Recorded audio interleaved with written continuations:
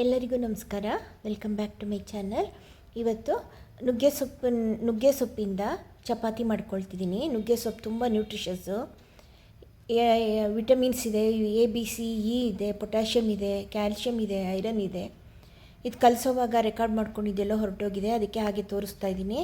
1 cup ಗೋಧಿ ಹಿಟ್ಟು, 1-2 spoon ಕಡಲೆ ಹಿಟ್ಟು, ನುಗ್ಗೆ ಸೊಪ್ಪು, ಕೊತ್ತಂಬರಿ ಸೊಪ್ಪು, ಆಮೇಲೆ ಸಣ್ಣದಾಗಿ ಹೆಚ್ಚಿಟ್ಕೊಂಡಿರುವಂಥ ಈರುಳ್ಳಿ ಮತ್ತು ಹಸಿಮೆಣಸಿನ್ಕಾಯಿ, ಇದನ್ನು ಅಷ್ಟನ್ನು ಹಾಕ್ಬಿಟ್ಟು ಉಪ್ಪು ಹಾಕ್ಬಿಟ್ಟು ಚೆನ್ನಾಗಿ ಫಸ್ಟ್ ಮಿಕ್ಸ್ ಮಾಡ್ಕೊಂಬಿಡೋಣ ಹಿಟ್ಟು ಜೊತೆಲಿ, ಒಣ ಹಿಟ್ಟು ಜೊತೆಲಿ.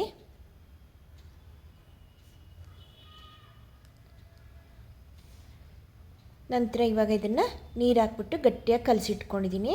ಒಂದು 10 ನಿಮಿಷ ಇದನ್ನು ರೆಸ್ಟ್ ಮಾಡೋಕ್ಕೆ ಬಿಡೋದಕ್ಕೆ. ನಂತರ ಈ ಚಪಾತಿ ಮಾಡ್ಕೊಳ್ಳೋದು ನೋಡಿ, ಮಾಮೂಲಿ ಚಪಾತಿ ಅರ್ಧಂಗೆ ಹರ್ಕೊಂಡು ಬೇಯಿಸ್ಕೊಂಡ್ರೆ ನುಗ್ಗೆ ಸೊಪ್ಪಿನ ಚಪಾತಿ ರೆಡಿ. ಇದು ಹೆಲ್ತಿಗೆ ತುಂಬ ಒಳ್ಳೆಯದು. ಐರನ್ ರಿಚ್ ಇರೋದ್ರಿಂದ ಇದನ್ನು ಮಧ್ಯ ತೊಗೊಳ್ತಾ ಇದ್ದರೆ ಐರನ್ ಲೆವೆಲ್ ಕಡಿಮೆ ಆಗಿದ್ದರೆ ರಕ್ತದಲ್ಲಿ ಇನ್ಕ್ರೀಸ್ ಆಗುತ್ತೆ ಅಂತ ಹೇಳ್ತಾರೆ. ಕ್ಯಾಲ್ಶಿಯಮ್ಮು, ಐರನ್ ಎಲ್ಲ ತುಂಬ ರಿಚ್ ಆಗಿರೋಂಥ ಒಂದು ಸೊಪ್ಪಿದು.